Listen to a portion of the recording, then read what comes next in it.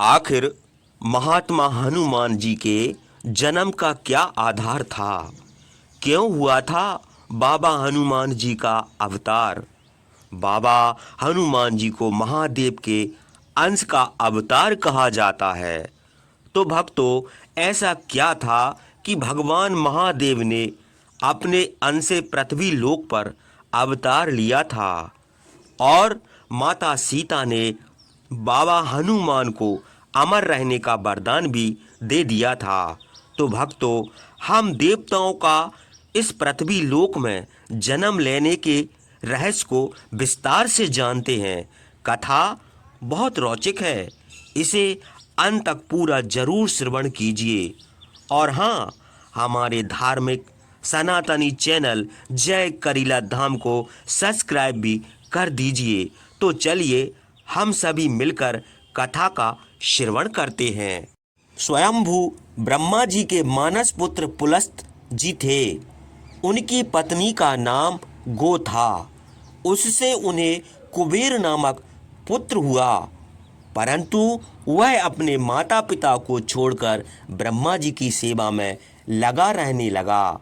ब्रह्मा जी ने उसे यज्ञों का स्वामी बना दिया और उसे राजधिराज की उपाधि प्रदान की। उसने राक्षसों से भरी लंका में एक सोने की लंका बनाई और उसे अपनी राजधानी बना लिया। ब्रह्मा जी ने उसे इच्छा अनुसार विचरण करने वाला एक पुष्पक नामक विमान भी दे दिया। यह सब देखकर पुलस्त को बड़ा क्रोध आया। उन्हें लगा कि ब्रह्मा जी ने उनके पुत्र को छीन लिया है। तब अपने योग बल से अपने आप को एक दूसरे शरीर से प्रकट किया। अपने इस आधे शरीर के कारण पुलस्त जी विसर्वा नाम से विख्यात हुए। वे कुबेर पर सदैव कुपित रहते थे, उसे हर समय भारी आघात पहुंचाने का प्रयत्न करते रहते थे। जब कुबेर को इस बात का पता चला तो उसने अपने पिता को प्रसन्न करने के लिए 3 सुंदर राक्षस कन्याओं को उनकी सेवा में भेजा। वे तीनों सुंदरियां नाच गाने में अत्यंत निपुण थीं। वे तीनों अपने मादक भाव से विसर्वा को रिझाने लगीं। वे अपने अपने तरीके से छिपकर महात्मा विसर्वा को संतुष्ट करने लगीं।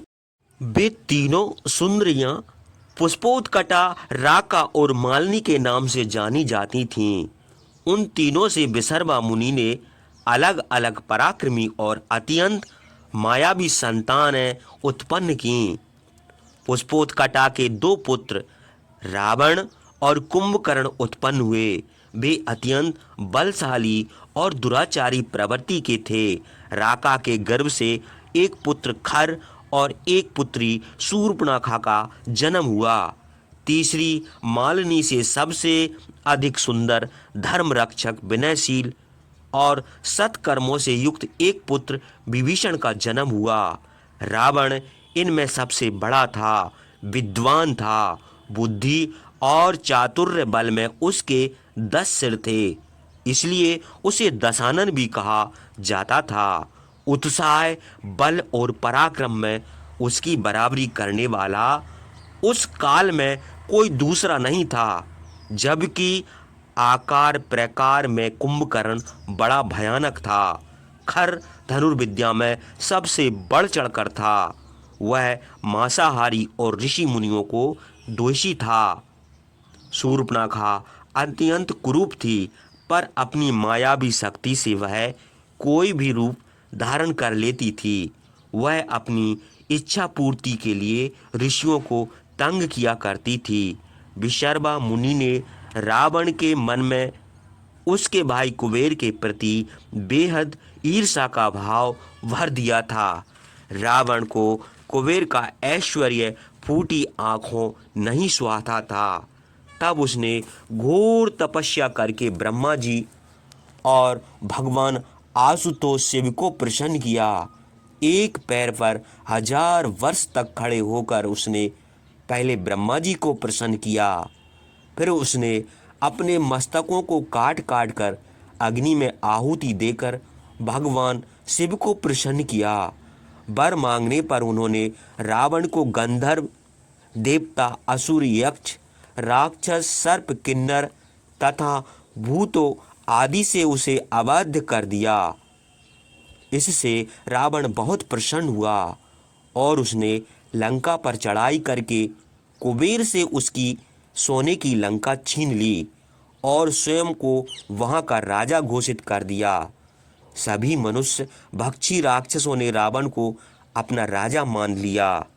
राजा बनने के उपरांत रावण ने ऋषि मुनियों, देवताओं, किन्नरों, मनुष्य, गंधर्वों, यक्षों आदि को परेशान करना प्रारंभ कर दिया और उन पर भयानक अत्याचार करने लगा। जो भी उसकी सत्ता को चुनौती देते वह उन्हें मौत के घाट उतार देता था। उनकी धन संपत्ति छीन लेता था।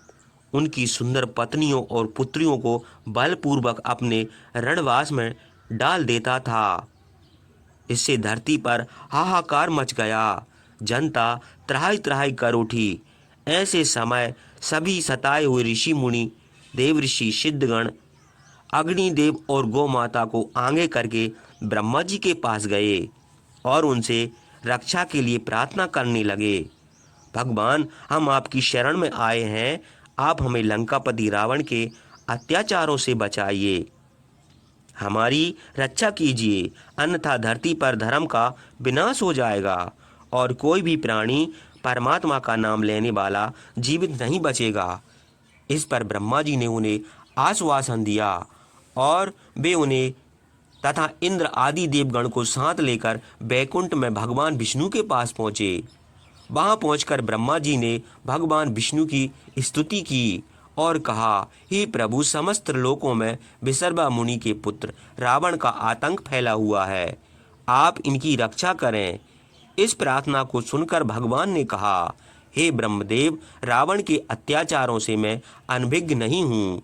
मेरा विग्रह अयोध्या के राजा दशरथ के यहाँ उनके ज्येष्ठ पुत्र राम के रूप में जन्म ले चुका है। मेरी शक्ति देवी लक्ष्मी ने मिथिलापति राजा जनक के यहाँ सीता के रूप में जन्म ले लिया है। मेरे प्रिय शेष जी मेरे भ्राता लक्ष्मण के रूप में जन्म ले चुके हैं और मेरी दो अन्य शक्तियाँ भी मेरे अनुज भरत तथा शत्रुघ्न के रूप में जन्म ले चुकी हैं। मेरा वह विग्रह ही रावण का वध करेगा। उस समय रावण से युद्ध करते समय मुझे तुम सभी की आवश्यकता पड़ेगी, इसलिए तुम सब भी वर्ण जातियों के रूप में किष्किंधा साम्राज्य के अरण्यों और वहाँ की पर्वत श्रेणियों के मध्य जन्म लो। जो आज्ञा प्रभु ब्रह्मा जी ने कहा और वापस ब्रह्मलोक में लौट आए। वहाँ आकर उन्होंने सभी देवगण और इंद्र आदि से पृथ्वी पर जन्म लेने के लिए कहा। तुम सभी रीछ, बानर और पक्षी आदि के रूप में जन्म लो। वहां जाकर इच्छा अनुसार रूप धारण करने वाले महापराक्रमी बलवान पुत्र उत्पन्न करो। तुम सभी को देव कार्य की सिद्धि के लिए पृथ्वी पर जन्म लेना है। इस बात का सदैव ध्यान रखना।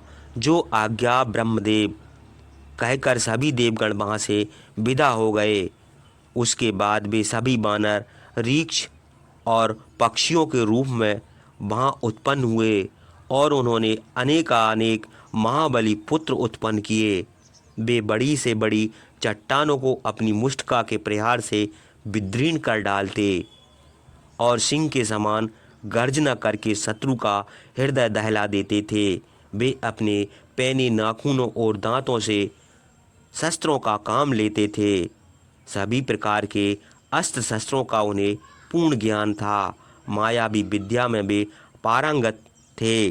पर्वतों तक को हिला देने की शक्ति उनमें थी। बड़े से बड़े वृक्षों को तो विषाद की ही क्या थी, वे उन्हें चुटकी बजाते उखाड़ देते थे और अपने हाथों पर उसे गिरा के ऊपर उठाकर शत्रु पर प्रहार करने दौड़ पड़ते थे।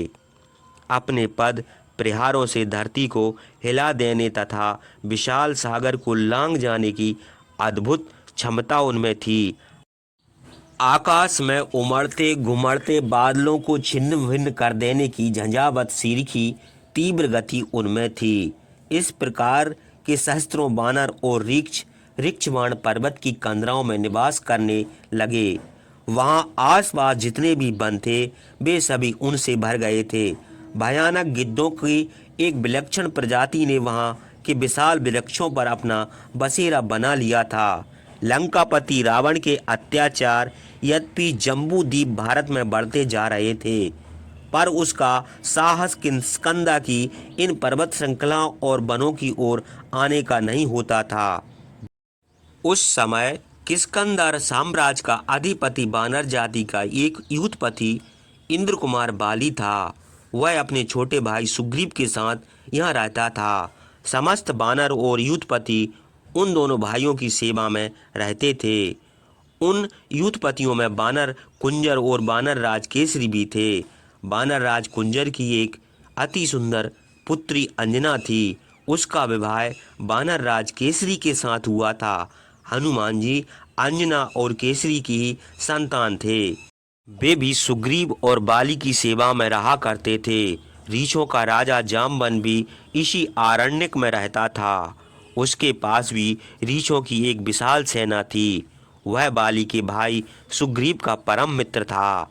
हनुमान की मित्रता भी बाली से अधिक सुग्रीव के साथ थी, क्योंकि ये तीनों एक ही उम्र के थे।